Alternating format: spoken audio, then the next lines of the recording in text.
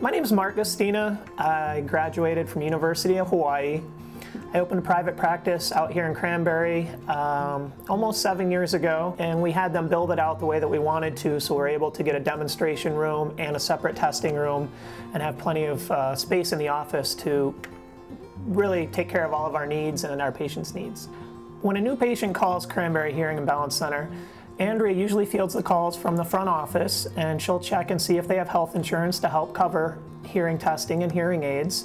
And then we find out if it's more convenient for them to come into the office, or if they're homebound or just not able to get into the office, then we can see them at the house. And it's great if they can have a loved one with them, because the loved ones have at least as much to gain from a hearing aid, and also they suffer many times even more than the person with the hearing loss, because they are, they feel left out because they're unable to communicate with a loved one.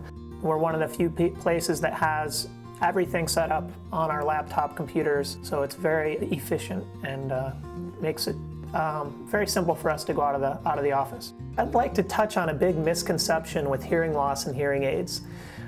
It's been thought that in order to have a hearing loss, you must be older, but in fact, more than half of people with hearing loss are below the age of 65. And a lot of the younger people either had a genetic hearing loss or maybe lost their hearing from going to a lot of concerts, listening to their iPod a little bit louder than they should, things like that. But today the hearing aids are so small and so discreet. I even have a hearing aid that's black and gold, and it's literally less than an inch long. This is a fascinating time to be an audiologist. Just in the last 3 or 4 years, there's been an explosion in technology. We saw someone today that had hearing loss and they had difficulty hearing the television. So we're able to bring in a new product that just came out a couple weeks ago that enabled for wireless hearing of the TV directly into the hearing aids.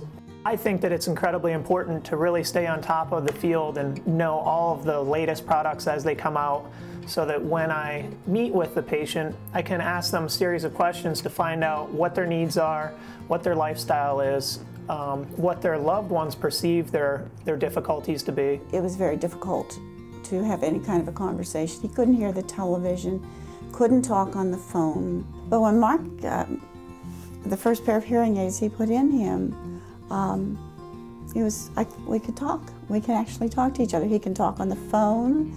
He can talk to his grandchildren. It's wonderful. When I came here, I got my first hearing aid for nothing.